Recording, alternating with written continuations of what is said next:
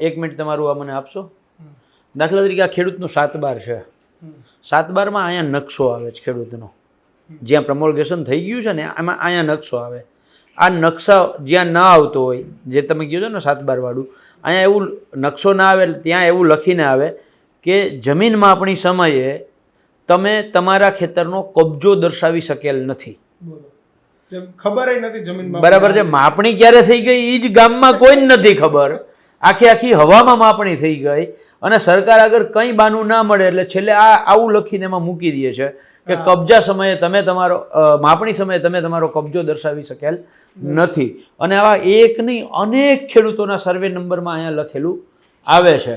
બરાબર છે. એટલે આ આખી આમાં જે સરકારની ભૂલ છે, બરાબર, જે સરકાર સ્વીકારતી નથી.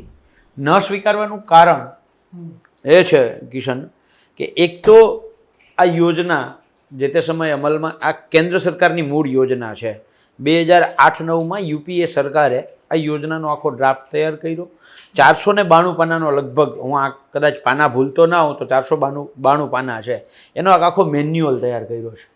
અને એ મેન્યુઅલ તમે જોવો તો એવું લાગે કે આનાથી ઉત્તમ યોજના ના હોય. મિત્રો, આવા જ વિડીયો અને શોર્ટ્સ જોવા માટે આજે જ અમારી ન્યૂઝ રૂમ યુટ્યુબ ચેનલને સબસ્ક્રાઇબ કરો.